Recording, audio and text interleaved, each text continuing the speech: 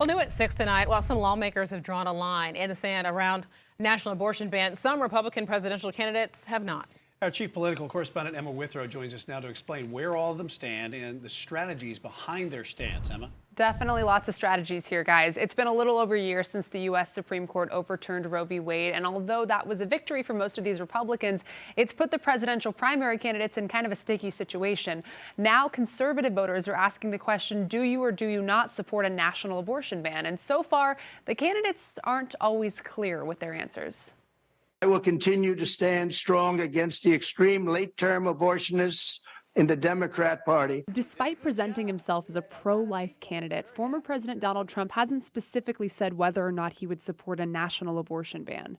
On the other hand, former Vice President Mike Pence has capitalized on the issue, making his stance clear during almost every public appearance. We're going to have pro-life majorities in the House and the Senate, and we're going to be taking the case for life to every state in America.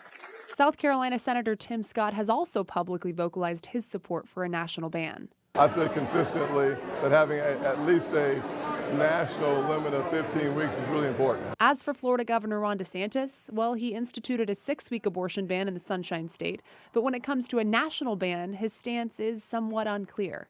Eric Heberleg, a political science professor at UNC Charlotte, thinks DeSantis will stick with this strategy if he wants a real shot in the general election. It will be the generic, I'm for restricting abortion, I'm for life. And that there's not a whole lot of benefit to them in talking about any specific policies. Where they will talk about specifics is when they're pushed to do so by interest groups on the Republican side or by media representatives. Former South Carolina Governor Nikki Haley has expressed support for a national abortion ban, but says she doesn't think it's realistic at this point in time. You would have to have 60 votes in the Senate, a majority of the House, and a president to all agree. We haven't had 60 votes for 100 years. We might have 45 pro-life senators.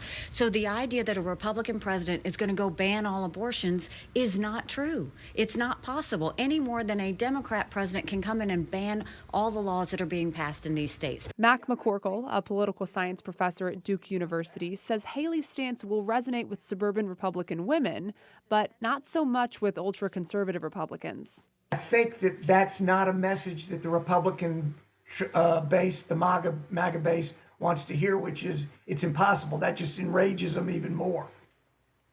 Speaking of presidential candidates, former President Donald Trump is visiting South Carolina this Saturday. South Carolina has been in a battle regarding this 6-week abortion ban, and actually today, the state Supreme Court just heard the oral arguments for the case.